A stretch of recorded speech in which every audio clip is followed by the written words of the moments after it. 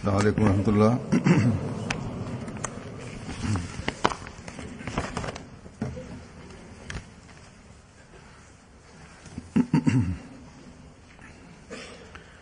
अशहदु अन ला इलाहा इल्लल्लाह वहदहु ला शरीका लहु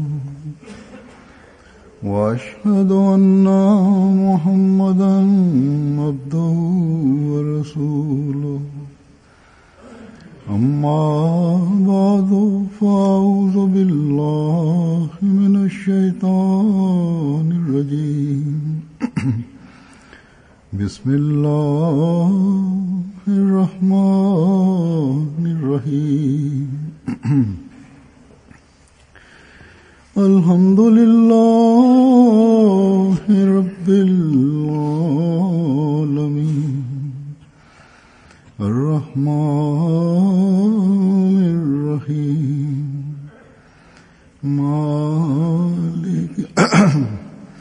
مالك يوم الدين إياك نعبد وإياك نستعين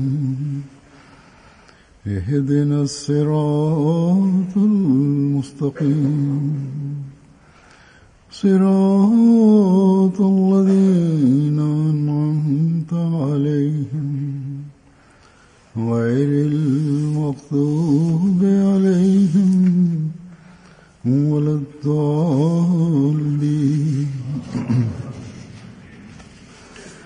इस वक्त मैं हज़रत मुस्लिम मऊद रज़ियल्लाहु के ഹദ്റത്ത് മസീഹ് മൗഊദ് അലൈഹിസ്സലാത്തു വസ്സലാമിനെ കുറിച്ച് ഹദ്റത്ത് മുസ്ലിം മഊദ് റളിയല്ലാഹു അൻഹു പറഞ്ഞ സംഭവങ്ങൾ ആണ് ഞാനിപ്പോൾ വിവരിക്കാൻ പോകുന്നത്.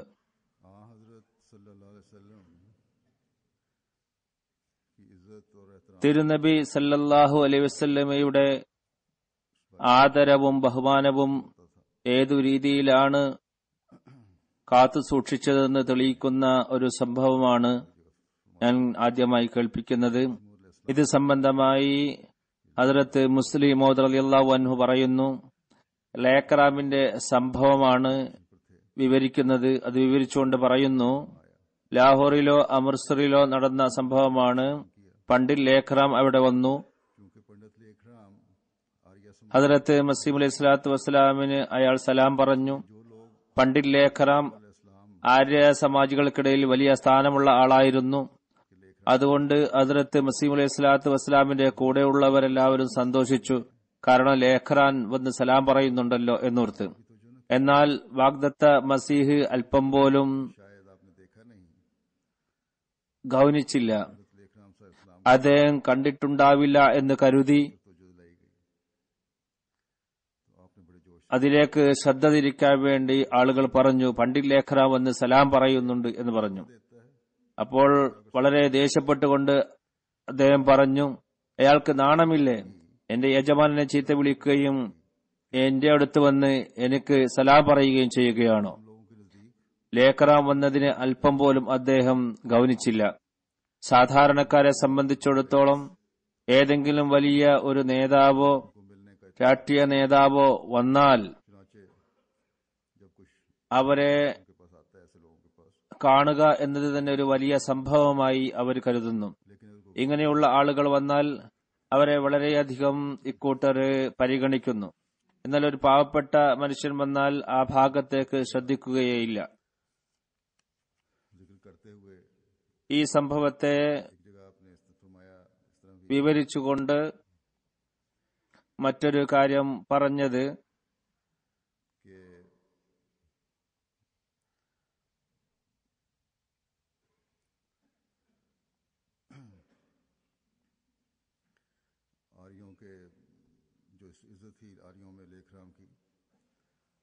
ലേഖറാമിന് ആര്യ സമാജികൾക്കിടയിൽ വലിയ സ്ഥാനമാണുണ്ടായിരുന്നത്. അതിനാൽ അദ്ദേഹത്തെ കാണുന്നത് വലിയ ബഹുമതിയായാണ് ജനങ്ങൾ കണക്കാക്കിയിരുന്നത്. എന്നാൽ ഹദ്റത്ത് മിർസ സാഹിബിന്റെ അഭിമാനം നോക്കുക.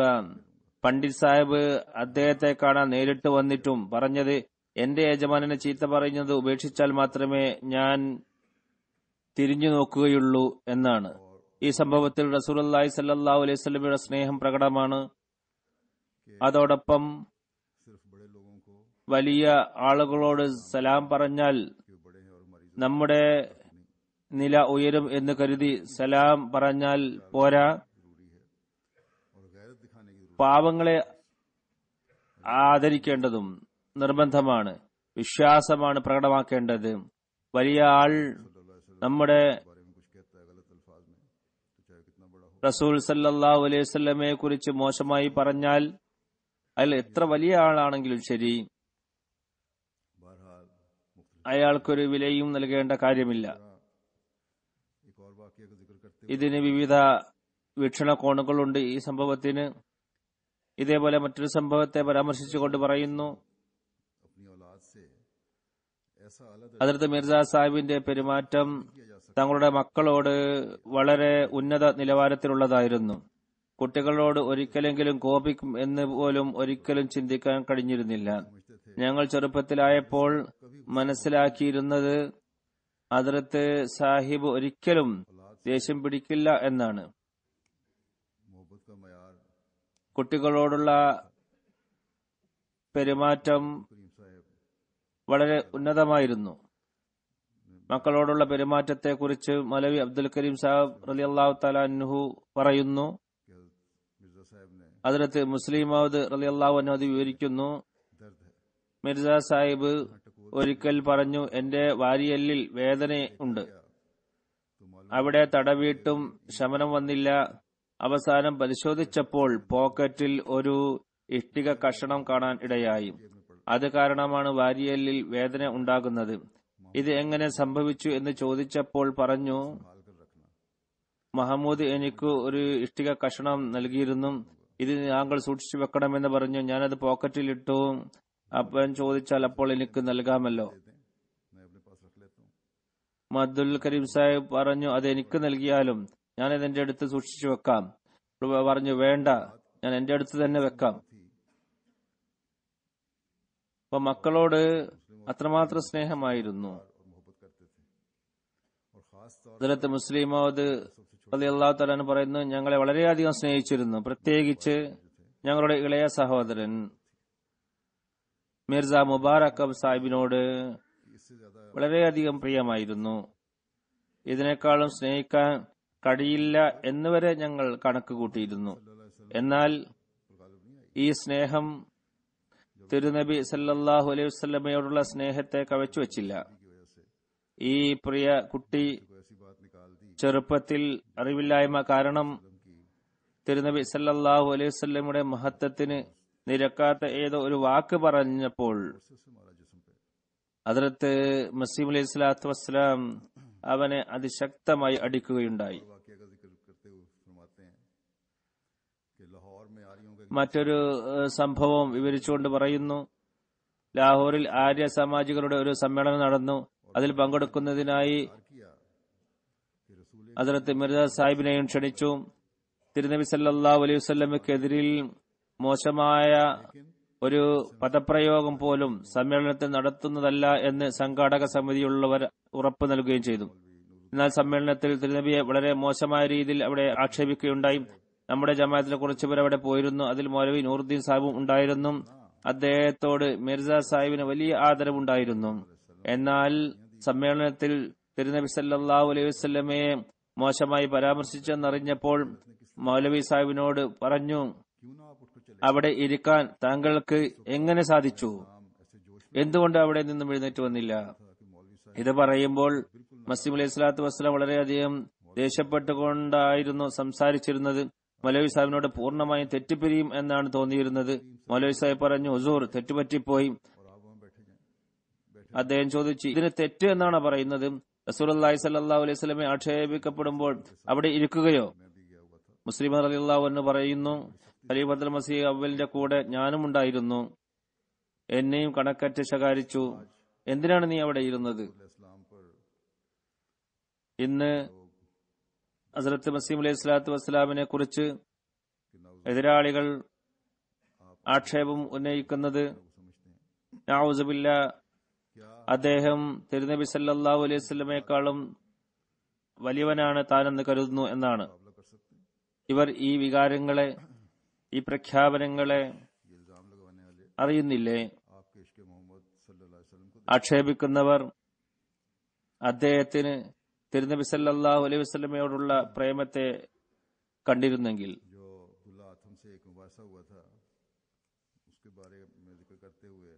അബ്ദുള്ള ആദവുമായി നടന്ന സംവാദത്തെക്കുറിച്ച് പരാമർശിച്ചുകൊണ്ട് എഴുതുന്നു, ജംഗെ മുഖദ്ദസ് എന്ന ഗ്രന്ഥത്തിൽ ആദവുമായി നടന്ന സംവാദത്തെ പ്രസിദ്ധീകരിച്ചിട്ടുണ്ട്. ഈ സംവാദം നടന്നത് വാഗ്ദത്ത മസീഹാണെന്ന് വാദിച്ചതിന് ശേഷമായിരുന്നു.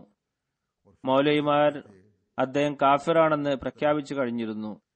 ഇദ്ദേഹം വധിക്കപ്പെടേണ്ടതാണെന്ന് ഫത്വയും നൽകിക്കഴിഞ്ഞിരുന്നു. ഇപ്പോൾ ജമാഅത്തിനുള്ള സമാധാനം പോലും അന്നുണ്ടായിരുന്നില്ല. 1923 കാര്യമാണ് ഖലീഫത്തുൽ മസീഹ് സാനി ഇപ്പോൾ പറയുന്നത്. ഇപ്പോൾ ജമാഅത്തിനുള്ള സമാധാനം പോലും അന്നുണ്ടായിരുന്നില്ല. അല്പം അഹമ്മദികൾ ഉള്ള സ്ഥലങ്ങളിലുള്ള അവസ്ഥ പോലെയായിരുന്നു അന്ന് മൊത്തം ജമാഅത്തിന്റെ അവസ്ഥ. എല്ലാ സ്ഥലത്തും ഇതായിരുന്നു അവസ്ഥ. ആ സമയത്താണ് ഒരു അനഹമ്മദി മുസ്ലിമും ഒരു ക്രിസ്ത്യാനിയും തമ്മിൽ സംവാദം നടക്കുന്നത്. ജണ്ടയാലയിലെ അനഹമ്മദികളുമായി സംവാദം നടത്താനാണ് ആദം തയ്യാറായിരുന്നത്. അവരാണ് ഹദ്റത്ത് മസീഹ് അലൈഹി സ്വലാത്തു വസ്സലാമിനെ അവരുടെ പ്രതിനിധിയായി സംവാദം നടത്താൻ ക്ഷണിച്ചത്. അദ്ദേഹം ഇതിന് ഉടനെ തയ്യാറായി. അവർ ക്ഷണിച്ചപ്പോൾ ക്രിസ്ത്യാനികൾ അനഹമ്മദി മുസ്ലിങ്ങളെപ്പോലെ ഞങ്ങളുടെ വലിയ ശത്രുക്കളൊന്നും അല്ലെന്ന് അദ്ദേഹം പറഞ്ഞില്ല. കാരണം ക്രിസ്ത്യാനികൾ ഇദ്ദേഹം വധിക്കപ്പെടണം എന്ന് ഫത്വയൊന്നും നൽകിയിരുന്നില്ല. എന്നാൽ അനഹമ്മദി മൗലവിമാര് വധാർഹനാണെന്ന് ഫത്വ നൽകിയിരുന്നു. എന്നാൽ അനഹമ്മദികൾ അദ്ദേഹത്തെ ക്ഷണിച്ചപ്പോൾ ഇസ്ലാമിന്റെയും തിരുനബി സല്ലല്ലാഹു അലൈഹി വസല്ലമയുടെയും അഭിമാനത്തെ സംരക്ഷിക്കുന്നതിന്, അള്ളാഹുവിന്റെ ഏകത്വം സ്ഥാപിക്കുന്നതിനായി അദ്ദേഹത്തെ ക്ഷണിച്ചപ്പോൾ അദ്ദേഹം തയ്യാറായി. ഖാദിയാനിൽ പുറത്ത് പോയി സംവാദത്തിൽ പങ്കെടുക്കുകയുണ്ടായി. ഇത് യഥാർത്ഥത്തിൽ അദ്ദേഹത്തിന്റെ വിശ്വാസത്തിന്റെ ശക്തിയായിരുന്നു. അതിൽ ഒന്നും അദ്ദേഹം വകവെച്ചില്ല. ഇത് ഒരു സുദീർഘ സംവാദമായിരുന്നു.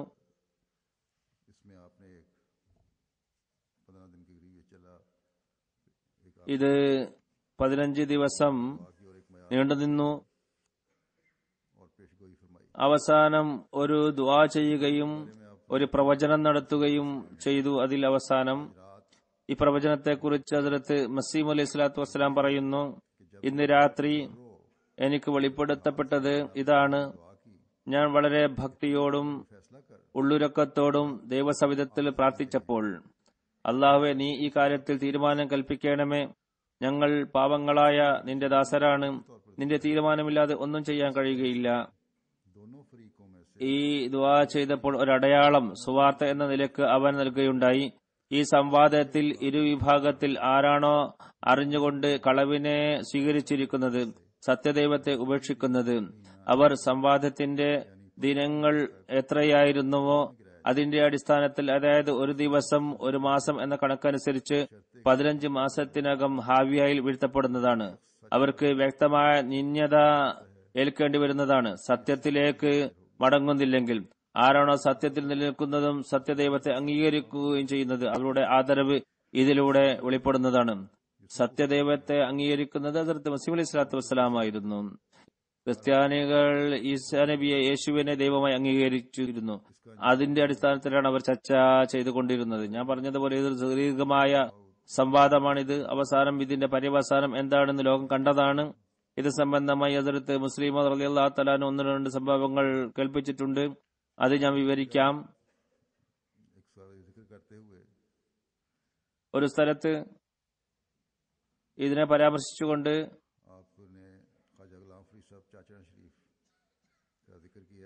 അദ്ദേഹം ഖാജ ഫരീദ് സാഹിബ് ചാച്ചടാം വാലയെ കുറിച്ച് പരാമർശിക്കുന്നു. ഡെപ്യൂട്ടി അബ്ദുള്ള ആദമിനെ കുറിച്ച് ഹദ്റത്ത് മസീഹ് അലൈഹി സ്വലാത്തു വസ്സലാം പ്രവചനം നടത്തിയിരുന്നു. അത് നേരത്തെ ഇവിടെ പരാമർശിക്കുകയുണ്ടായി. അതിന്റെ കാലാവധി കഴിയുകയും ആദം മരിക്കാതിരിക്കുകയും ചെയ്തപ്പോൾ പൊതുജനങ്ങൾ ഒച്ചപ്പാടുണ്ടാക്കാൻ തുടങ്ങി. മിർസ സാഹിബിന്റെ പ്രവചനം കളവായി എന്നവർ പറഞ്ഞു. ഒരിക്കൽ നവാബ് സാഹിബ് ഭാഗൽപൂരിന്റെ ദർബാറിലും ചിലർ ഇത് പറഞ്ഞ് പരിഹസിക്കാൻ തുടങ്ങി. മിർസ സാഹിബിന്റെ പ്രവചനം പുലർന്നിട്ടില്ല എന്ന്. ആദം ഇപ്പോഴും ജീവിച്ചിരിപ്പുണ്ടല്ലോ എന്നും പറഞ്ഞു. അപ്പോൾ ദർബാറിൽ ഖാജ ഗുലാം ഫരീദ് സാഹിബ് ചച്ചടാം വാലയും ഇരിക്കുന്നുണ്ടായിരുന്നു. ഇദ്ദേഹത്തിന്റെ ശിഷ്യനായിരുന്നു നവാബ് സാഹിബ്. സംസാരമധ്യേ നവാബ് സാഹിബും പറഞ്ഞു പോയി, മിർസ സാഹിബിന്റെ പ്രവചനം പുലർന്നിട്ടില്ല. അപ്പോൾ ഖാജ ഗുലാം ഫരീദ് സാഹിബ് വളരെ വികാരഭരിതനായി അദ്ദേഹം വളരെ ആവേശത്തോടു കൂടി പറഞ്ഞു, ആദം ജീവിച്ചിരിക്കുന്നു എന്ന് ആരാണ് പറയുന്നത്? എനിക്ക് അയാളുടെ ശവമാണല്ലോ കാണാൻ കഴിയുന്നത്. അപ്പോൾ നവാബ് സാഹിബ് നിശബ്ദനായി. ഈ സംഭവം വിവരിച്ചുകൊണ്ട് ഹസ്രത്ത് മുസ്ലിം റളിയല്ലാഹു തആല അൻഹു പറയുന്നു, ചിലർ ബാഹ്യമായി ജീവിച്ചിരിക്കുന്നവരായിരിക്കും, എന്നാൽ ശരിക്കും അവർ മരിച്ചവരായിരിക്കും. ചിലർ മരിച്ചവരായി തോന്നും, എന്നാൽ ശരിക്കും ജീവിച്ചിരിപ്പുള്ളവരായിരിക്കും. അള്ളാഹുവിന്റെ മാർഗത്തിൽ ജീവൻ ത്യജിച്ചവർ യഥാർത്ഥത്തിൽ ജീവിച്ചിരിക്കുന്നവരാണ്. എന്നാൽ ബാഹ്യമായി ജീവിച്ചിരിക്കുന്നവർ ആയിരക്കണക്കിന് പേർ ആത്മീയ ദൃഷ്ടിയുള്ളവർക്ക് മരിച്ചവരായി അനുഭവപ്പെടുന്നതാണ്.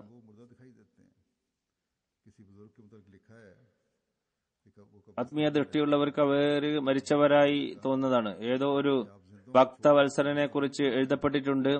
അദ്ദേഹം ഖബർസ്ഥാനിലാണ് താമസിച്ചിരുന്നത്. ഒരിക്കൽ ആരോ അദ്ദേഹത്തോട് ചോദിച്ചു, നിങ്ങൾ ജീവനുള്ളവരെ വിട്ട് ഖബർസ്ഥാനിൽ വന്നത് എന്തിനാണ്?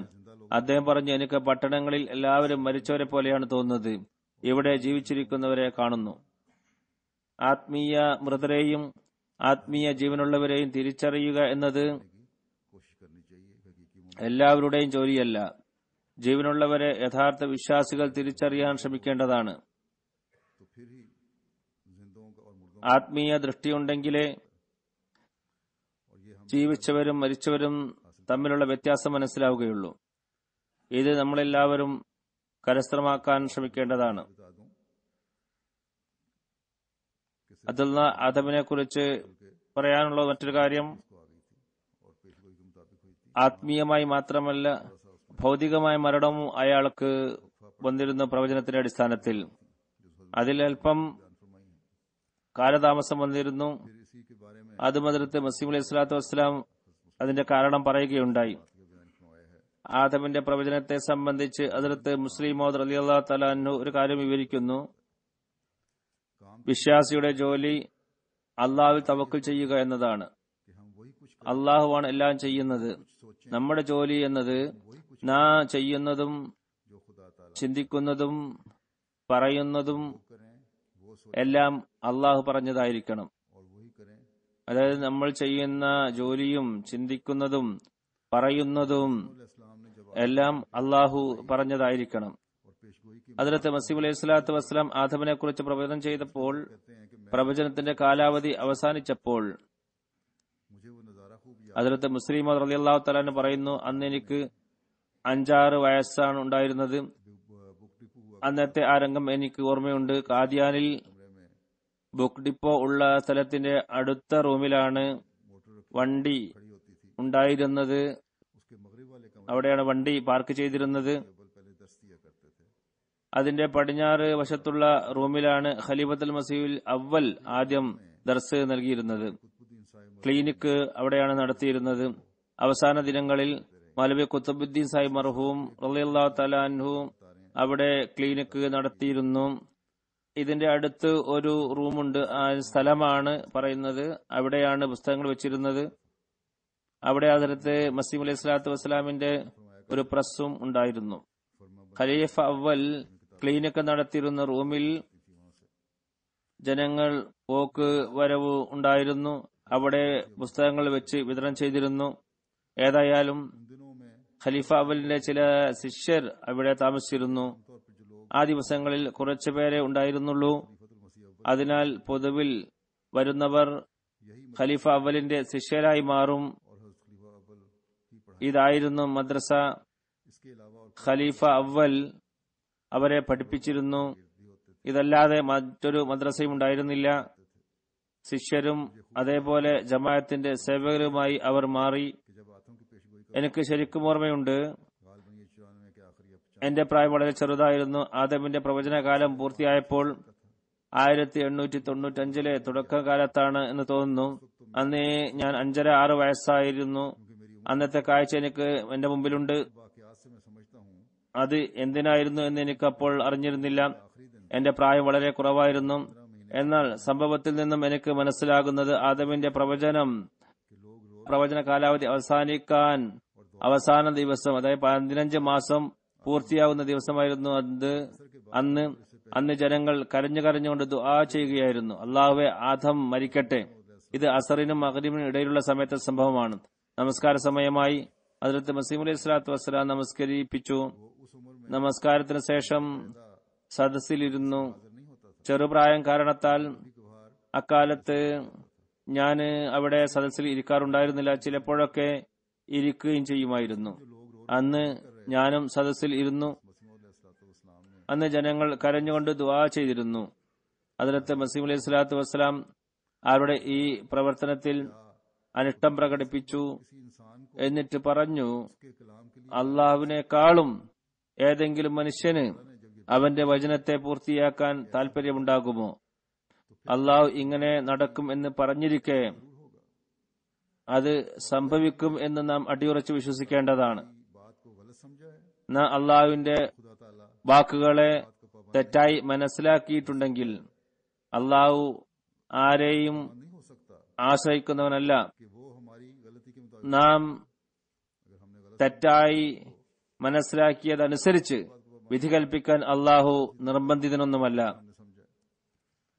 നമ്മൾ വല്ലതും തെറ്റായി മനസ്സിലാക്കിയിട്ടുണ്ടെങ്കിൽ അതനുസരിച്ച് തന്നെ വിധിക്കാൻ അള്ളാഹു നമ്മുടെ കൽപ്പനയ്ക്ക് വിധേയനല്ലല്ലോ. നമ്മുടെ ജോലി ഇത്രമാത്രമാണ്. ഒരാളെ നാം സത്യസന്ധനാണെന്ന് അംഗീകരിച്ചു കഴിഞ്ഞാൽ അദ്ദേഹത്തിന്റെ കാര്യങ്ങളിൽ അടിയുറച്ച് വിശ്വസിക്കുക. ചുരുക്കത്തിൽ വിശ്വാസിയുടെ ജോലി എന്നാൽ അള്ളാഹുവിൽ തവക്കുൽ ചെയ്യുക എന്നതാണ്. അള്ളാഹുവിന്റെ വാക്കുകൾ എന്തായാലും പൂർത്തിയാകുക തന്നെ ചെയ്യും. ഞാൻ പറഞ്ഞതുപോലെ വളരെ വ്യക്തമായ രീതിയിൽ ഈ പ്രവചനം പൂർത്തിയാവുകയുണ്ടായി. അബ്ദുള്ള ആദമിന്റെ പിന്തിരിയൽ കാരണം താൽക്കാലികമായി അതിൽ കാലാവധി നീട്ടപ്പെട്ടിരുന്നു. അവസാനം അള്ളാഹുവിന്റെ പിടിയിൽ അയാൾ വരികയുണ്ടായി. ഇത് സംബന്ധമായി ഹദ്റത്ത് മസീഹ് അലൈഹി സ്വലാത്തു വസ്സലാം പല സ്ഥലത്തും പരാമർശിച്ചിട്ടുണ്ട്. 1-2 സ്ഥലത്തെ കാര്യം പറയാം. ആദമിന്റെ പ്രവചനത്തെക്കുറിച്ച് പരാമർശിച്ചുകൊണ്ട് പറയുന്നു, നമ്മുടെ ജമാഅത്തിലുള്ളവർ ഈ മസലകളും അറിഞ്ഞിരിക്കേണ്ടതാണ്. നമ്മുടെ ജമാഅത്തിലുള്ളവർ ചില മസലകൾ അറിഞ്ഞിരിക്കേണ്ടത് അനിവാര്യമാണ്. ആദമിന്റെ മടക്കത്തെക്കുറിച്ച് ഓർക്കുക. പ്രവചനം കേട്ടുടനെ അയാൾ തന്റെ നാവ് വെളിയിലിടുകയും ചെവികളിൽ കൈകൊണ്ട് പിടിക്കുകയും ചെയ്തു. വിറകൊള്ളുകയും മുഖം വിവർണമാവുകയും ചെയ്തു. ഒരു വലിയ ജനാവലിയുടെ മുമ്പാകെ അദ്ദേഹത്തിന്റെ ഈ മടക്കം ഉണ്ടായി. പിന്നീട് അയാൾ ഭയചകിതനായി കാണപ്പെട്ടു. പട്ടണങ്ങൾ മാറി മാറി ഓടി നടന്നു. എതിർപ്പെല്ലാം ഉപേക്ഷിച്ചു. ഇസ്ലാമിനെതിരിൽ ഒന്നും പ്രസിദ്ധീകരിക്കാൻ തയ്യാറായില്ല. എന്നാൽ സത്യം ചെയ്യുന്നതിന് സമ്മാനം പ്രഖ്യാപിച്ചുകൊണ്ട് വിളിച്ചപ്പോൾ സത്യം ചെയ്യാൻ അയാൾ വന്നില്ല. സത്യസാക്ഷ്യം മറച്ചുവെച്ചതിനുള്ള ശിക്ഷയായിട്ട് അയാളെ സംബന്ധിച്ച് നൽകിയിരിക്കുന്ന പ്രവചനത്തിന്റെ അടിസ്ഥാനത്തിൽ അയാൾ അവസാനം നശിപ്പിക്കപ്പെടുകയുണ്ടായി. സത്യസാക്ഷ്യം മറച്ചുവെച്ചതിന്റെ കാരണത്താൽ അദ്ദേഹം വേഗം മരിക്കുകയുണ്ടായി. നീതിബോധമുള്ള ക്രിസ്ത്യാനികളുടെ മുമ്പാകെ ഇത് വിവരിച്ചാൽ അവരും ഇത് അംഗീകരിക്കുന്നതാണ്. ചുരുക്കത്തിൽ ഈ രീതിയിൽ വിഷയം മനസ്സിലാക്കി വെക്കുക എന്നത് നിർബന്ധമാണ്. പുസ്തകങ്ങൾ നോക്കേണ്ടതും അനിവാര്യമാണ്. ഹദ്റത്ത് മസീഹ് അലൈഹി സ്വലാത്തു വസ്സലാമിന്റെ പുസ്തകങ്ങൾ വായിച്ചാലാണ് ഈ കാര്യങ്ങൾ മനസ്സിലാകുക. മറ്റൊരു സ്ഥലത്ത് പറഞ്ഞത്, ഈ പ്രവചനത്തിൽ ചില നിബന്ധനകൾ ഉണ്ടായിരുന്നു. അയാൾ ഭയപ്പെട്ടുകൊണ്ട് പട്ടണങ്ങൾ തോറും സഞ്ചരിച്ചുകൊണ്ടിരുന്നു. ദൈവമായ മസീഹിൽ അയാൾക്ക് ദൃഢവിശ്വാസമുണ്ടായിരുന്നുവെങ്കിൽ എത്രമാത്രം ഭയപ്പെടേണ്ട കാര്യമെന്തുണ്ടായിരുന്നു. എന്നാൽ സത്യം അയാൾ മറച്ചുവെക്കുകയും ഒരു ലോകത്തെ തന്നെ വഴികളിലാക്കാൻ ശ്രമിക്കുകയും ചെയ്തപ്പോൾ, കാരണം സത്യത്തെ മറച്ചുവെക്കുക എന്നത് ചിലർക്ക് സത്യം മനസ്സിലാക്കുന്ന വഴിയിൽ വലിയ പാറക്കല്ലായി നിന്നേക്കാം. അള്ളാഹു തന്റെ സത്യവാഗ്ദാന പ്രകാരം നമ്മുടെ അവസാന വിജ്ഞാപനത്തിന്റെ അടിസ്ഥാനത്തിൽ 7 മാസത്തിനുള്ളിൽ തന്നെ അയാളെ ലോകത്ത് നിന്ന് എടുത്തു കളഞ്ഞു. ഏതൊരു മരണത്തിനെ ഓർത്ത് ഭയന്ന് ഓടി നടന്നു അത് അയാളെ പിടികൂടി. ആദമിന്റെ കാര്യത്തിൽ ജനങ്ങൾക്ക് എന്താണ് പ്രയാസം എന്നെനിക്ക് മനസ്സിലാകുന്നില്ല. വ്യക്തമായ തെളിവുകൾ ഇതിനോടൊപ്പമുണ്ട് എന്നിട്ടും നിഷേധിക്കുകയാണ്. വ്യക്തമായ തെളിവുകളുടെ അടിസ്ഥാനത്തിൽ കോടതി കുറ്റവാളിയെ വധശിക്ഷയ്ക്ക് പോലും വിധിക്കാറുണ്ട്. ചുരുക്കത്തിൽ ആദമിന്റേത് വലിയൊരടയാളമായിരുന്നു. ബറാഹിനെ അഹമ്മദിയായിൽ ഇതിനെക്കുറിച്ച് വ്യക്തമായ സൂചന ഉള്ളതാണ്. അത് പുലരുകയുണ്ടായി. മറ്റൊരു സ്ഥലത്ത് പറയുന്നു, ഇതിനെ പരാമർശിച്ചുകൊണ്ട് സ്ഥലത്ത് പറയുകയാണ്, പ്രവചനത്തെ സംബന്ധിച്ച് അവിടെ എഴുതിയിരുന്നത് സത്യത്തിലേക്ക് മടങ്ങുന്നില്ലെങ്കിൽ എന്നാണ് എഴുതിയത്. മുസ്ലിം ആയാൽ എന്ന നിബന്ധന അവിടെ ഉണ്ടായിരുന്നില്ല. അയാൾ മുമ്പ് തിരുനബി സല്ലല്ലാഹു അലൈഹി വസല്ലമയെ ദജ്ജാൽ എന്ന് എഴുതിയിരുന്നു. പ്രവചനത്തിന് കാരണം ഇതായിരുന്നു. എന്നാൽ ഞാൻ പ്രവചനം കൽപ്പിച്ചപ്പോൾ കൈകൊണ്ട് ചെവികൾ പിടിച്ച് ഉടനെ തന്നെ തൗബ തൗബ എന്ന് പറയുകയുണ്ടായി. ഞാൻ ദജ്ജാൽ എന്ന് പറഞ്ഞില്ല എന്ന് അദ്ദേഹം പറഞ്ഞു. ഈ ജനങ്ങൾ മനസ്സിലാക്കാത്തൊരു കാര്യമുണ്ട്. ക്രിസ്ത്യാനിയാവുകയോ ബിംബാരാധകനാവുകയോ ചെയ്യുന്നത് കൊണ്ട് ലോകത്ത് ശിക്ഷ ലഭിക്കാറില്ല. അത് ക്രിസ്ത്യാനിയാവുകയോ ബിംബാരാധകനാവുകയോ എന്നുള്ള ആ തെറ്റുകൊണ്ട് ഈ ലോകത്ത് അവർക്ക് ശിക്ഷ നൽകാറില്ല. അങ്ങനെയുള്ള ശിക്ഷക്ക് ഖിയാമത്താണ് നിശ്ചയിച്ചിരിക്കുന്നത്. ശിക്ഷ എപ്പോഴും വരുന്നത് അഹങ്കാരം കാരണത്താലാണ്. അബൂജഹൽ പോലെയുള്ളവർ അക്രമം ചെയ്തില്ലായിരുന്നുവെങ്കിൽ ശിക്ഷ ഇവിടെ ലഭിക്കുമായിരുന്നില്ല. തെറ്റായ വിശ്വാസം സ്വീകരിച്ചു എന്നതിനാൽ ഇവിടെ ശിക്ഷ വരില്ല. എപ്പോഴും അഹങ്കാരവും ഗർവും അധികരിക്കുമ്പോഴാണ് പ്രവചനം ചെയ്യപ്പെടാറ്, ശിക്ഷ വരാറ്. മനുഷ്യൻ എത്ര വലിയ ബിംബാരാധകനായാലും മനുഷ്യപൂജകനായാലും അവർ ഉപദ്രവകാരികളാകുന്നില്ലെങ്കിൽ ശിക്ഷ ഇവിടെ വരില്ല. ഈ കാര്യത്തിന് ഇവിടെ തന്നെ ശിക്ഷ വരികയാണെങ്കിൽ ഖിയാമത്തിന് പിന്നെ എന്താണ് ലഭിക്കുക? കാഫിറുകൾക്ക് യഥാർത്ഥ തടവറ ഖിയാമത്താണ്. അവിടെയാണ് തീരുമാനം ഉണ്ടാവുക. അപ്പോൾ ചോദ്യം ഉന്നയിക്കപ്പെടും, ഈ ലോകത്ത് പിന്നെ എന്തിനാണ് ശിക്ഷ നൽകുന്നത്? അതിന് വിവിധ മറുപടികൾ നൽകുകയുണ്ടായി. അതിന്റെ യഥാർത്ഥ മറുപടി ഇതാണ്: ലോകത്ത് ശിക്ഷ വരുന്നത് അഹങ്കാരവും അക്രമവും കാരണത്താലാണ്. ക്രിസ്ത്യൻ മിഷണറിമാർ സംവാദ സമയത്ത് ഹദ്റത്ത് മസീഹ് അലൈഹി സ്വലാത്തു വസ്സലാമിനെ നിന്ദിക്കാനായി ഒരു തന്ത്രം മെനഞ്ഞു. ജനങ്ങൾക്ക് മുമ്പിൽ അദ്ദേഹത്തെ നിന്ദനാക്കി കാണിക്കാനായി അവർ പദ്ധതി ആസൂത്രണം ചെയ്യുകയുണ്ടായി. എന്നാൽ അള്ളാഹു അവരുടെ ശർറ് അവരിലേക്ക് തന്നെ തിരിച്ചടിച്ചു. അവരിൽ അസ്വസ്ഥത വ്യാപിച്ചു. കണ്ടുനിന്നവർ പറയുന്നു, അവരുടെ വെപ്രാളം കാണേണ്ടത് തന്നെയായിരുന്നു. ഹദ്റത്ത് ഖലീഫത്തുൽ മസീഹ് അവ്വലിൽ നിന്നും ഹദ്റത്ത് മുസ്ലിം മൗഊദ് റളിയല്ലാഹു തആല അൻഹു ഒരു കാര്യം പറയുന്നു. അത് ഖലീഫ അവ്വൽ പറയാറുണ്ടായിരുന്നു. മുസ്ലിം മൗഊദ് പറയുന്നു, ഞാൻ അന്ന് ചെറിയ കുട്ടിയായിരുന്നു. ആദമിന്റെ സംവാദത്തിൽ ഞാൻ കണ്ട കാഴ്ച അത്ഭുതകരമായിരുന്നു. ആദ്യം ഞാൻ അന്തം വിട്ടു നിന്നുപോയി. ഞങ്ങളുടെ ബുദ്ധി ആകാശത്തേക്ക് പറന്നുപോയി. ക്രിസ്ത്യാനികൾ സംവാദത്തിൽ പരാജയപ്പെടുന്നതായി കാണുകയും അവരുടെ ഒരു അടവും ഫലപ്രദമാകാതിരിക്കുകയും ചെയ്തപ്പോൾ ചില മുസ്ലിങ്ങളെയും തങ്ങളോടൊപ്പം കൂട്ടി അവർ പരിഹസിക്കാനായി ഒരു തന്ത്രം മെനഞ്ഞും ചില അന്ധരെയും ബദിരരെയും മുടന്തരെയും മറ്റും അവർ ക്ഷണിച്ചു വരുത്തി അവരെ സംവാദത്തിന് മുമ്പ് ഒരു സ്ഥലത്ത് കൊണ്ടുപോയി ഇരുത്തി. ഹദ്റത്ത് മസീഹ് അലൈഹി സ്വലാത്തു വസ്സലാം ആഗതരായപ്പോൾ ഉടനെ അവർ അന്ധരെയും ബദിരരെയും മുടന്തരെയും അദ്ദേഹത്തിന് മുമ്പിൽ സമർപ്പിച്ചു. എന്നിട്ട് പറഞ്ഞു, കുറെ സംവാദം നടത്തി, തീരുമാനമൊന്നും ആയില്ല.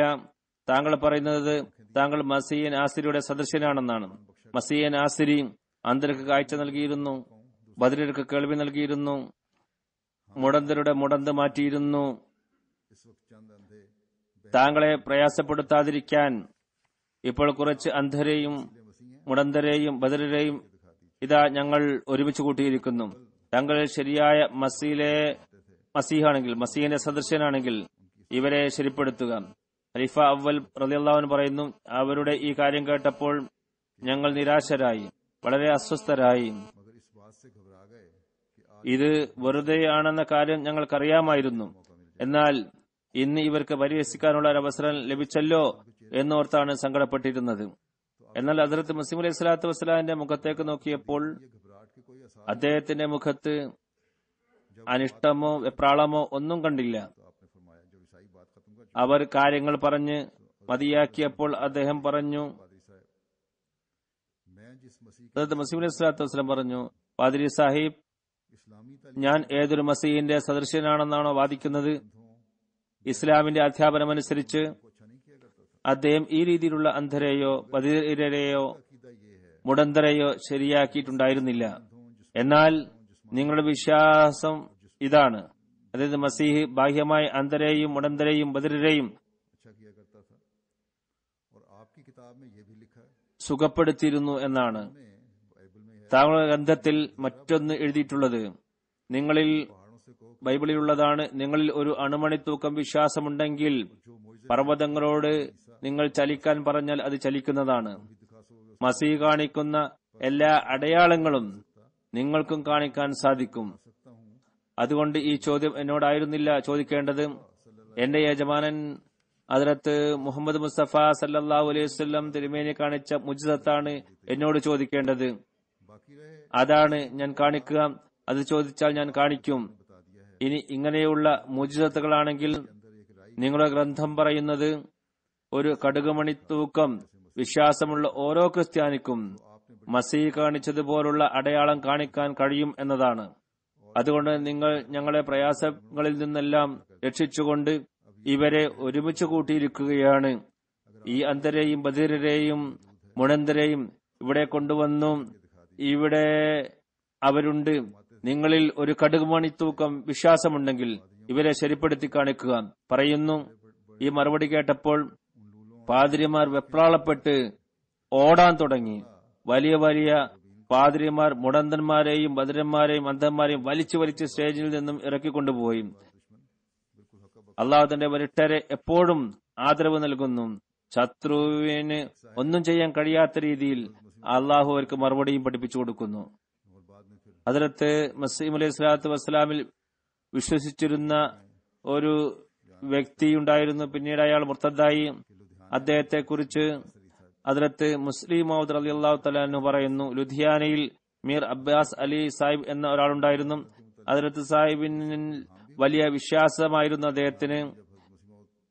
എന്തുമാത്രമെന്നാൽ അന്നത്തെ അവസ്ഥയിൽ അനുസരിച്ച് ഹദ്റത്ത് സാഹിബിന് അദ്ദേഹത്തെ കുറിച്ച് ഇൽഹാമുണ്ടായി. ലുധിയാനയിൽ ഹദ്റത്ത് മസീഹ് അലൈഹി സ്വലാത്തു വസ്സലാമും മുഹമ്മദ് ഹുസൈൻ പട്ടാലവിയും തമ്മിൽ സംവാദം നടന്നപ്പോൾ മീർ അബ്ബാസ് അലി ഹദ്റത്ത് സാഹിബിന്റെ സന്ദേശവുമായി പോയി. മുഹമ്മദ് ഹുസൈൻ സാഹിബും മറ്റു മൗലവിമാരും വളരെ ആദരവോടെ അയാളുടെ കൈപിടിച്ച് മുത്തി പറഞ്ഞു, താങ്കൾ പ്രവാചക കുടുംബത്തിലെ ആളാണ്. താങ്കളെ വേണമെങ്കിൽ ഞങ്ങൾ ബയ്യത്ത് ചെയ്യും. ഈ മുഗൾ വംശജൻ എവിടെ നിന്നാണ് വന്നത്? ദൈവത്തിൽ നിന്നും വല്ലവരും വരണമെങ്കിൽ സാദാത്യങ്ങളിൽ നിന്നല്ലേ വരേണ്ടത്? പിന്നീട് സൂഫിസത്തെക്കുറിച്ചും സൂഫികളെക്കുറിച്ചും അവർ സംസാരിച്ചു.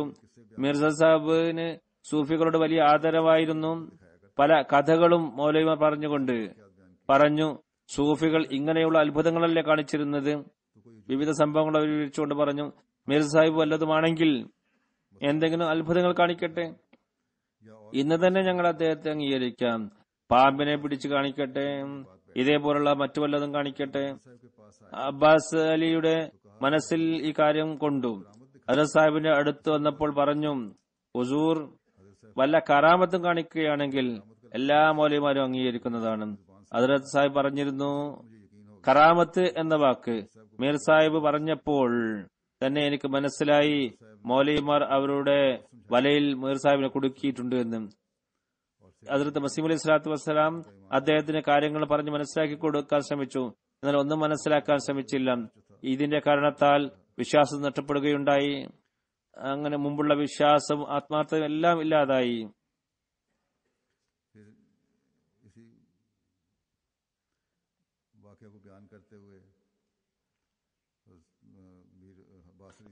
ഇത് സംഭവത്തെ വിവരിച്ചുകൊണ്ട്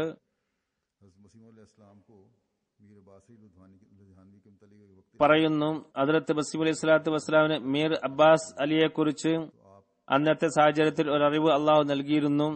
അദ്ദേഹത്തിന് ഇൽഹാമുണ്ടായിരുന്നു. അദ്ദേഹം നല്ലവനാണ്. അദ്ദേഹത്തെ ഇക്കാര്യത്തിൽ അഭിനന്ദിക്കുകയും ചെയ്തിരുന്നു. എന്നാൽ അയാളുടെ പര്യവസാനത്തെക്കുറിച്ച് അദ്ദേഹത്തിന് അറിവുണ്ടായിരുന്നില്ല. അദ്ദേഹം ഒരു കാലത്ത് മുർത്തദ്ദാകുമെന്ന് അദ്ദേഹത്തിന് അറിവുണ്ടായിരുന്നില്ല. അള്ളാഹു പിന്നീട് ഇതിനെക്കുറിച്ച് അദ്ദേഹത്തിന് അറിവ് നൽകി. ചുരുക്കത്തിൽ മനുഷ്യന്റെ അറിവ് പരിമിതമാണ്, അള്ളാഹുവിന്റെ അറിവാണ് സമ്പൂർണമായിട്ടുള്ളത്. ആർക്കും അള്ളാഹുവിന്റെ അറിവിനെ വലയം ചെയ്യാനാവുന്നതല്ല. അള്ളാഹു പറയുന്ന അത്രമാത്രമേ പ്രവാചകന്മാർക്ക് പോലും അറിവുണ്ടാവുകയുള്ളൂ. മീർ സാഹിബിനെ കുറിച്ച് മറ്റൊരു കാര്യം, ഹദ്റത്ത് മസീഹ് അലൈഹി സ്വലാത്തു വസ്സലാമിന് അദ്ദേഹത്തെ കുറിച്ച് ഇൽഹാം ഉണ്ടായിരുന്നു. അദ്ദേഹത്തോട് വലിയ വിശ്വാസമായിരുന്നു. ആദ്യം ഒരിക്കൽ ഇൽഹാം ഉണ്ടായി, അദ്ദേഹത്തിന്റെ ആത്മീയ കഴിവുകളെ പ്രശംസിക്കുകയുണ്ടായി. അതിൽ പിന്നീട് അദ്ദേഹം മുർത്തദ്ദായി. ഹദ്റത്ത് മസീഹ് അലൈഹി സ്വലാത്തു വസ്സലാമിൽ ചിലർ ആക്ഷേപിക്കുകയുണ്ടായി, ഇൽഹാമിൽ അയാളെ കുറിച്ച് പ്രശംസകൾ ഉണ്ടല്ലോ, പിന്നീട് എങ്ങനെയാണ് അദ്ദേഹം മുർത്തദ്ദായത്? പറഞ്ഞു, ഇൽഹാമിൽ അദ്ദേഹത്തെ പ്രശംസിച്ചിട്ടുണ്ട് എന്ന് ശരി തന്നെയാണ്.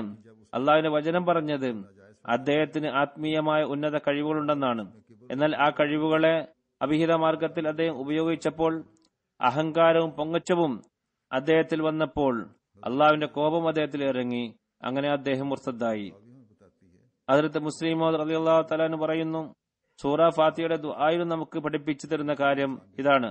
അതായത് കാപട്യവും കുഫറും ഇത് മനുഷ്യന്റെ കൂടെ എപ്പോഴും ഉണ്ടാകും. ഈ രണ്ട് രോഗവും അനുഗ്രഹം കരസ്ഥമാക്കിയവരിൽ ഉൾപ്പെട്ടതിന് ശേഷമാണ് മനുഷ്യനെ ആക്രമിക്കുക. അതിൽ ഉൾപ്പെട്ടതിന് ശേഷമാണ് ഇത് ആക്രമിക്കുക. അതിനുള്ള തെളിവിതാണ്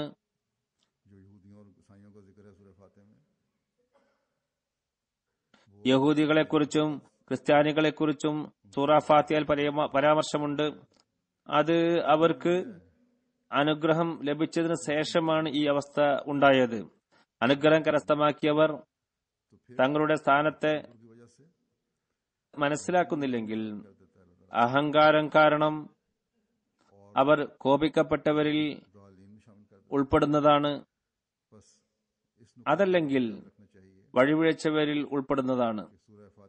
അതിനാൽ ഈ ഒരു കാര്യം എപ്പോഴും ഓർമ്മ വെക്കേണ്ടതാണ്. സൂറ ഫാത്തിഹയിൽ തിന്മയിൽ നിന്ന് രക്ഷപ്പെടാൻ അള്ളാഹു ദുആ പഠിപ്പിച്ചിട്ടുണ്ട്. അതിൽ എപ്പോഴും ഈ ദുആ ഓർക്കുക. അള്ളാഹു നമ്മെ എപ്പോഴും അനുഗ്രഹിച്ചവരിൽ ഉൾപ്പെടുത്തി നിർത്തട്ടെ.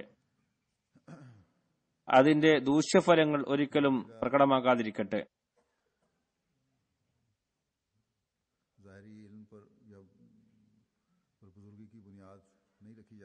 ബാഹ്യമായ അറിവിന്റെ അടിസ്ഥാനത്തിൽ ഭക്തി വിധി എഴുതാൻ പറ്റില്ല എന്നതിനെ കുറിച്ച് പറയുന്നു. ബാഹ്യമായ അറിവിന്റെ അടിസ്ഥാനത്തിൽ മാത്രം ഭക്തി അളന്നാൽ ലോകത്തുള്ള എല്ലാ പ്രവാചകന്മാരെയും നഊദു ബില്ലാഹ് കള്ളന്മാരാണെന്ന് പറയേണ്ടി വരും.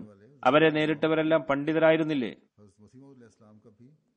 പ്രവാചകന്മാരെ എതിരിട്ടവരെല്ലാം വലിയ പണ്ഡിതന്മാരായിരുന്നു. ഹദ്റത്ത് മസീഹ് അലൈഹി സ്വലാത്തു വസ്സലാമിനെയും ഇവരല്ലേ എതിർത്തത്? അവർ തങ്ങളെ ഭൗതിക അറിവിന്റെ അടിസ്ഥാനത്തിൽ തങ്ങളെ വലിയ ആലിമ്യങ്ങളായി കരുതിയിരുന്നു. മൗലവി മുഹമ്മദ് ഹുസൈൻ പട്ടാലവി വളരെ മോശമായ രീതിയിൽ ഹദ്റത്ത് മസീഹ് അലൈഹി സ്വലാത്തു വസ്സലാമിനെ മുൻഷി ഗുലാം അഹമ്മദ് എന്നാണ് എഴുതിയിരുന്നത്. അതായത് അദ്ദേഹം മുൻഷി ഒരു ക്ലർക്ക് മാത്രമാണ് എന്ന് കാണിക്കാനാണ്. 2-4 വരികൾ മാത്രമേ എഴുതാൻ കഴിയുകയുള്ളൂ. വലിയ പണ്ഡിതനല്ല. ഞാൻ അയാളെ മുൻഷി എന്ന് എഴുതി എന്നതിൽ അയാൾ വളരെയധികം സന്തോഷിച്ചിരുന്നു. പറയുന്നു, എനിക്ക് ചെറു പ്രായമായിരുന്നു. സയ്യിദ് മുഹമ്മദ് ഹസൻ സാഹിബ് ഏതൊരു സദസ്സിൽ വിവരിച്ചു, മൗലവി മുഹമ്മദ് ഹുസൈൻ സാഹിബ് എന്നെ കുറിച്ച് മൗലവി എന്ന് എഴുതി, എന്നാൽ ഹദ്റത്ത് മസീഹ് അലൈഹി സ്വലാത്തു വസ്സലാമിനെ കുറിച്ച് എഴുതിയത് മുൻഷി എന്നാണ്. മുസ്ലിം അത് പറയുന്നു, ചെറുപ്പത്തിലും മൗലവി സാഹിബിന്റെ ആ കാര്യം എനിക്ക് ഇഷ്ടപ്പെട്ടിട്ടില്ല. എന്തിനാണ് അദ്ദേഹം അങ്ങനെ ആ സദസ്സിൽ പറഞ്ഞത്? ഇപ്പോഴും എനിക്കത് ഇഷ്ടമില്ല. ഏതായിരുന്നാലും വിശ്വാസികൾ വാക്കുകൾ പറയുമ്പോൾ നല്ല വാക്കുകൾ പറയണം. എല്ലാം വിവരിക്കേണ്ട കാര്യവുമില്ല. സത്യത്തെക്കുറിച്ച് നമ്മൾ സംഭവം കേൾക്കുന്നതാണ്. ഹദ്റത്ത് മുസ്ലിം മൗദിന്റെ നാവിലൂടെ നമുക്കത് കേൾക്കാം. ഹദ്റത്ത് മസീഹ് അലൈഹി സ്വലാത്തു വസ്സലാമിന്റെ ഒരു സംഭവമാണ്. ഒരു പാർസൽ കവറിൽ ഒരു കത്ത് കൂടി വെക്കുകയുണ്ടായി. ഇങ്ങനെ വെക്കാൻ പറ്റില്ല എന്ന് അദ്ദേഹത്തിന് അറിവുണ്ടായിരുന്നില്ല. അദ്ദേഹത്തിന് അതിൽ കേസ് കൊടുത്തു. അതിന്റെ നടത്തിപ്പിനായി ഒരു പ്രത്യേക ഓഫീസറെ നിയമിച്ചു. എങ്ങനെയെങ്കിലും ശിക്ഷ മേടിച്ചു കൊടുക്കണം എന്ന വാശിയിലായിരുന്നു അവർ. മറ്റുള്ളവർ ഇതുകൊണ്ട് പാഠം പഠിക്കട്ടെ. ഹദ്രത്ത് സാഹിബിന്റെ വക്കീൽ പറഞ്ഞു, ഈ കാര്യം വളരെ എളുപ്പമാണ്. സാക്ഷികളുടെ മുമ്പാകെ അല്ലല്ലോ താങ്കളുടെ പാക്കറ്റ് തുറന്നത്. ഞാൻ കത്ത് വേറെയാണ് അയച്ചത് എന്ന് പറഞ്ഞാൽ മതി. എന്നിട്ട് പാക്കറ്റിൽ ഇട്ടു എന്ന് പറയുകയാണ് എന്ന് പറയുക. ഹുസൂർ പറഞ്ഞു, ഇത് കളവല്ലേ? വക്കീൽ പറഞ്ഞു, ഇതല്ലാതെ രക്ഷപ്പെടാൻ മറ്റു മാർഗമില്ല. അദ്ദേഹം പറഞ്ഞു, എന്തു തന്നെയായാലും ഞാൻ കളവ് പറയില്ല. കോടതി അദ്ദേഹത്തോട് ചോദിച്ചു, താങ്കൾ പാക്കറ്റിൽ കത്തിട്ടിരുന്നോ? അദ്ദേഹം പറഞ്ഞു, ഞാൻ തന്നെയാണ് കത്തിട്ടത്. എന്നാൽ പോസ്റ്റൽ നിയമം എനിക്കറിയില്ലായിരുന്നു. അപ്പോൾ മറുകക്ഷി വളരെ സുദീർഘമായ ഒരു പ്രസംഗം നടത്തി പറഞ്ഞു, ഇദ്ദേഹത്തിന് എന്തു തന്നെയായാലും ശിക്ഷ നൽകേണ്ടതാണ്. മറ്റുള്ളവർക്ക് ഇതൊരു പാഠമായിരിക്കട്ടെ. ഹദ്രത്ത് സാഹിബ് പറയുന്നു, പ്രസംഗം ഇംഗ്ലീഷിലായിരുന്നു. അതുകൊണ്ട് മറ്റൊന്നും എനിക്ക് മനസ്സിലാക്കാൻ സാധിച്ചിട്ടില്ലെങ്കിലും ജഡ്ജ് ഇടയ്ക്കിടയ്ക്ക് നോ നോ എന്ന് പറയും. അതാണ് എനിക്ക് മനസ്സിലായത്. പ്രസംഗം അവസാനിപ്പിച്ചപ്പോൾ ജഡ്ജി പറഞ്ഞു, കുറ്റവിമുക്തൻ. ഇദ്ദേഹം സത്യം തുറന്നു പറഞ്ഞതിനാൽ ഞാൻ അദ്ദേഹത്തെ കുറ്റവിമുക്തനാക്കുന്നു. ഈ സംഭവം നമ്മൾ പലപ്പോഴും കേട്ടതാണ്, ഞാനും പലപ്പോഴും പറഞ്ഞിട്ടുള്ളതാണ്. എന്നാൽ കേട്ട് അതിൽ നിന്നും ആനന്ദം കൈക്കൊള്ളും. എന്നാൽ സത്യം പാലിക്കേണ്ട ഒരു ചെറിയ ഉദാഹരണമാണിതെന്ന് മനസ്സിലാക്കുക. തങ്ങളുടെ താൽപര്യങ്ങൾ സംരക്ഷിക്കാൻ സത്യത്തിന്റെ നിലവാരത്തിൽ നിന്നും താഴെ ഇറങ്ങുന്നവർ ഒരാത്മാ പരിശോധന നടത്തേണ്ടതാണ്. ഈ നാടുകളിൽ സർക്കാർ ആനുകൂല്യങ്ങൾ കൈവശപ്പെടുത്താൻ, അസൈലം കരസ്ഥമാക്കാൻ, ഇൻഷുറൻസ് കമ്പനികളിൽ നിന്ന് പണം നേടിയെടുക്കാൻ തെറ്റായ മാർഗങ്ങൾ അവലംബിക്കുന്നു. ഇങ്ങനെയുള്ള പ്രവൃത്തി ചെയ്യുന്ന അഹമ്മദികൾ ചിന്തിക്കേണ്ടതാണ്, ഭൗതികമായ ആനുകൂല്യങ്ങൾ തെറ്റായ മാർഗത്തിലൂടെ കൈക്കലാക്കുക എന്നത് അഹമ്മദിക്ക് ചേർന്നതല്ല. കൂടോത്രം ചെയ്യുന്നതിനെ സംബന്ധിച്ച് പറയുന്നു, ചിലർ ഇത് ചെയ്യാറുണ്ട്, എഴുതുന്നു. ഹദ്രത്ത് മസീഹ് അലൈഹി സ്വലാത്തു വസ്സലാം എപ്പോഴും ഹദ്രത്ത് അബൂ ഹുറൈറ റളിയല്ലാഹു തആല അൻഹുവിനെ കുറിച്ച് പറയാറുള്ളത്, ഹദ്രത്ത് അബൂ ഹുറൈറ റളിയല്ലാഹു തആല അൻഹു കാര്യം ഗ്രഹിക്കാനുള്ള കഴിവ് മറ്റു സഹാബാക്കളെ അപേക്ഷിച്ച് വളരെ കുറവായിരുന്നു. മൗലവിമാർ ഈ വിഷയം എടുത്തു ഒച്ചപ്പാടുണ്ടാക്കി ആക്ഷേപിച്ചു. എന്നാൽ ശരിയായ കാര്യം ശരി തന്നെയാണ്. ക്രിസ്ത്യാനികൾ ഇസ്ലാമിനെതിരിൽ ഉപയോഗിക്കുന്ന ഹദീസുകളെല്ലാം ഹദ്രത്ത് അബൂ ഹുറൈറ റിവായത്ത് ചെയ്ത ഹദീസുകളാണ്. അതിനുള്ള കാരണം അദ്ദേഹം സന്ദർഭവും അവസരവും ഒന്നും പരിഗണിക്കാതെയാണ് നിവേദനം ചെയ്യാറ്. സംസാരിക്കുന്ന കാര്യങ്ങൾ പൂർണ്ണമായും ഉൾക്കൊള്ളാതെ അത് കേട്ട് അത്രയും എത്തിക്കുക എന്നാണ് അദ്ദേഹം ചെയ്തത്. മറ്റു സഹാബാക്കൾ സന്ദർഭവും സാഹചര്യവും എല്ലാം നോക്കി കാര്യങ്ങൾ മനസ്സിലാക്കിയതിനു ശേഷമാണ് ഹദീസ് പറയാറ്. ഇതേപോലെ ഹദ്രത്ത് മസീഹ് അലൈഹി സ്വലാത്തു വസ്സലാമിന്റെ പേരിലും റിവായത്തുകൾ പ്രസിദ്ധീകരിക്കാൻ തുടങ്ങിയിട്ടുണ്ട്. അത് കാര്യങ്ങൾ ഗ്രഹിക്കാൻ കഴിയാത്ത പലരിൽ നിന്നും വിവരിക്കപ്പെടുന്നുണ്ട്. അത് കാരണം നമ്മുടെ മുമ്പാകെ ആക്ഷേപിക്കപ്പെടുന്ന റിവായത്തുകളും പ്രസിദ്ധീകരിക്കപ്പെടുന്നു. ഒരിക്കൽ ഒരു നിവേദനം ഇപ്രകാരം പ്രസിദ്ധീകരിക്കുകയുണ്ടായി. ഹദ്രത്ത് മസീഹ് അലൈഹി സ്വലാത്തു വസ്സലാം ആഥമിന്റെ പ്രവചന കാലാവധിക്ക് ഒരു ദിവസം മാത്രം ബാക്കിയുള്ളപ്പോൾ ചിലരോട് പറഞ്ഞു, ഇത്ര കടലയെടുത്ത് ഇന്ന സൂറ എത്ര പ്രാവശ്യം ഓതി അദ്ദേഹത്തിന്റെ അടുത്ത് കൊണ്ടുവരിക. അങ്ങനെ ഖുർആൻ ഓതി കടലമണി കൊണ്ടുവന്നപ്പോൾ അദ്ദേഹം അത് കാദ്യാന് പുറത്തു കൊണ്ടുപോയി ഒരു പൊട്ടക്കിണറ്റിൽ കൊണ്ടുപോയിട്ട് എന്നിട്ട് പെട്ടെന്ന് മുഖം തിരിച്ചു വന്നു. ഹദ്രത്ത് മുസ്ലിം റളിയല്ലാഹു തആല അൻഹു പറയുന്നു, എന്റെ മുമ്പിൽ ഈ ആക്ഷേപം ഉന്നയിക്കപ്പെട്ടപ്പോൾ ഞാൻ ഈ റിവായത്ത് പറഞ്ഞവരോട് ചോദിച്ചു, എന്തിനാണ് ഈ നിവേദനം എഴുതിയത്? ഇത് ഹദ്രത്ത് മസീഹ് അലൈഹി സ്വലാത്തു വസ്സലാമിന്റെ വ്യക്തമായ പ്രവർത്തനത്തിന് ഘടകവിരുദ്ധമാണല്ലോ. അതിന്റെ അർത്ഥം ഹദ്രത്ത് മസീഹ് അലൈഹി സ്വലാത്തു വസ്സലാമും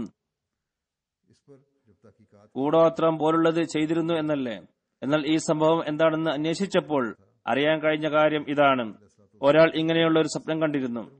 ഹദ്രത്ത് മസീഹ് അലൈഹി സ്വലാത്തു വസ്സലാം മുമ്പിൽ ഇങ്ങനെയൊരു സ്വപ്നത്തെക്കുറിച്ച് പരാമർശിച്ചപ്പോൾ അദ്ദേഹം പറഞ്ഞു, അതിനെ ബാഹ്യമായ നിലയിലും പൂർത്തിയാക്കുക. സ്വപ്നം പൂർത്തിയാക്കാനായി ഒരു പ്രവൃത്തി ചെയ്യുക എന്നത് തികച്ചും മറ്റൊരു വിഷയമാണ്.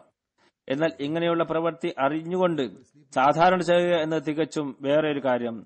ബാഹ്യമായ രീതിയിൽ സ്വപ്നത്തെ ചിലപ്പോൾ അതേ രീതിയിൽ പൂർത്തിയാക്കാൻ കാരണം അള്ളാഹു ഉദ്ദേശിച്ചാൽ അത് മുഖേന ഉണ്ടാകുന്ന ദൂഷ്യഫലങ്ങൾ അത് വെളിപ്പെടുകയില്ല. സ്വപ്ന വ്യാഖ്യാതാക്കൾ എഴുതിയിട്ടുള്ളത് ഇതാണ്: അപകടകരമായ സ്വപ്നങ്ങൾ ബാഹ്യമായ രീതിയിൽ പൂർത്തിയാക്കിയാൽ ആ അപകടം പിന്നീട് ഉണ്ടാകില്ല. അള്ളാഹു അതിനെ ബാഹ്യമായി പൂർത്തിയാക്കിയതിനെ മതിയായി കരുതുന്നതാണ്. ഇതിന്റെ ഉദാഹരണം ഹദീസിൽ കാണാം. തിരുനബി സല്ലല്ലാഹു അലൈഹി വസല്ലം സുറാഖ് ബിനു മാലിക്കിന്റെ കയ്യിൽ കിസ്രയുടെ സ്വർണത്തിന്റെ വള അണിയുന്നതായി കണ്ടു. ഈ സ്വപ്നത്തിൽ ഒരു ഭാഗത്ത് ഈ സൂചന ഇറാൻ വിജയിക്കും എന്നുള്ളതായിരുന്നു. അതാണ് നാം പറയാറുള്ളത്. എന്നാൽ മറുഭാഗത്ത് ഇറാൻ വിജയിച്ചു കഴിഞ്ഞാൽ ഇറാനികളുടെ ഭാഗത്ത് നിന്ന് ചില പ്രയാസങ്ങളും ബുദ്ധിമുട്ടുകളും ഉണ്ടാകും എന്നും ഉണ്ട്. കാരണം സ്വപ്നത്തിൽ സ്വർണം കണ്ടാൽ അതിന്റെ അർത്ഥം ദുഃഖവും പ്രയാസവും എന്നതാണ്. ഹദ്റത്ത് ഉമർ റളിയല്ലാഹു അൻഹു തിരുനബിയുടെ സ്വപ്നത്തിന്റെ ഈ ഒരർത്ഥവും മനസ്സിലാക്കിയിരുന്നു. എന്നിട്ട് സുറാഖയെ വിളിച്ചു വരുത്തി പറഞ്ഞു, നീ ഈ സ്വർണവള അണിയുക, അല്ലെങ്കിൽ ഞാൻ നിന്നെ ചാട്ടവാറ് കൊണ്ട് അടിക്കുന്നതാണ്. സ്വർണത്തിന്റെ വള പുരുഷന്മാർക്ക് അണിയുക എന്നുള്ളത് ഹറാമാണ്.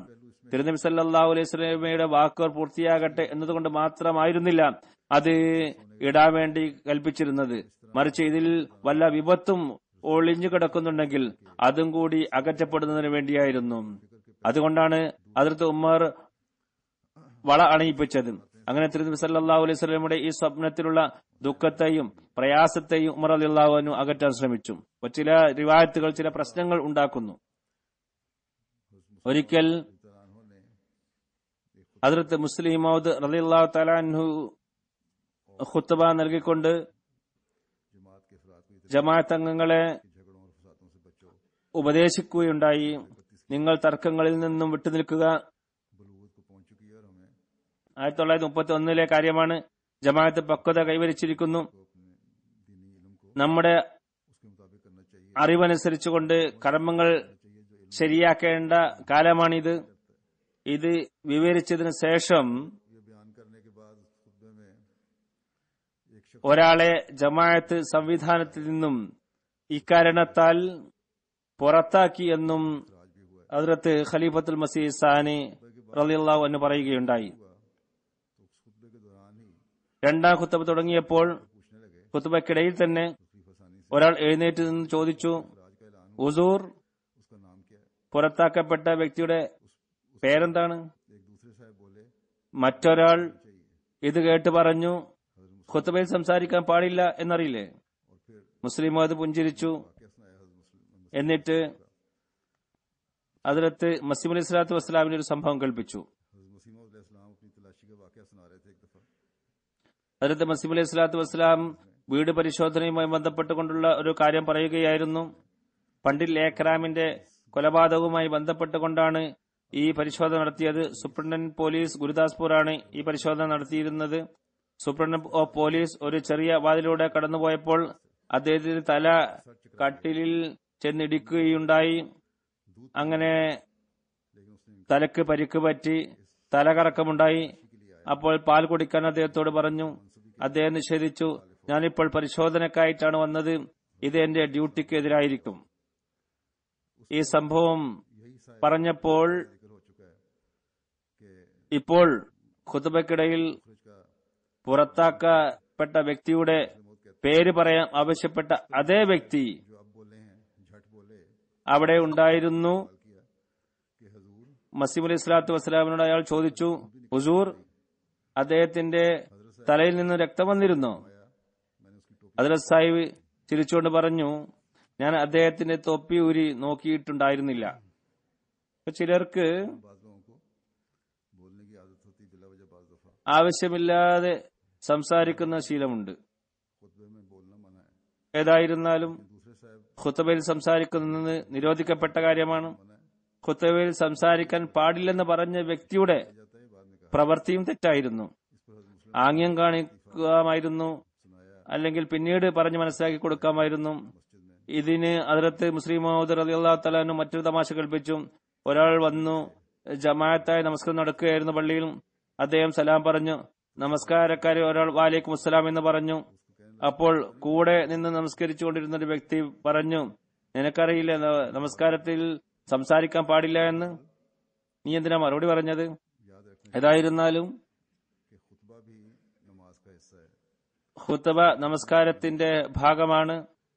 അതുകൊണ്ട് ഖുത്ബ നടക്കുമ്പോൾ സംസാരിക്കാൻ പാടില്ല, അത് തെറ്റാണ്. ഖുത്ബ നൽകുന്ന ആൾക്ക് മാത്രമേ സംസാരിക്കാൻ അവകാശമുള്ളൂ. മറ്റാർക്കും പറയാൻ അവകാശമില്ല. തടയണമെങ്കിൽ അദ്ദേഹം തടഞ്ഞുകൊള്ളും. കുട്ടികളെയും വീട്ടിൽ ഇക്കാര്യം പറഞ്ഞ് മനസ്സിലാക്കി കൊടുക്കണം. നമസ്കാരത്തിൽ സംസാരിക്കുന്നത് നിരോധിക്കപ്പെട്ടതുപോലെ ഖുത്ബ നടക്കുമ്പോൾ സംസാരിക്കുന്നത് നിരോധിക്കപ്പെട്ടിരിക്കുന്നു.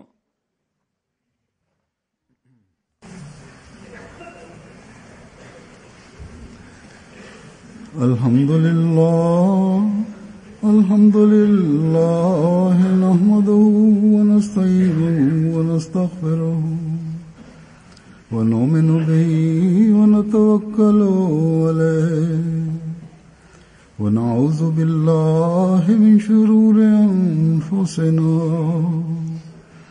ومن سيئات أعمالنا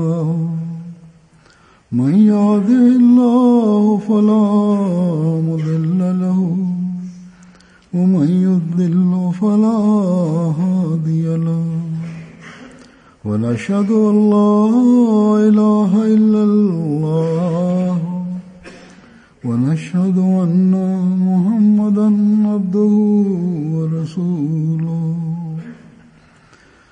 عباد الله رحمكم الله إن الله يأمر بالعدل والإحسان وإيتاء ذي القربى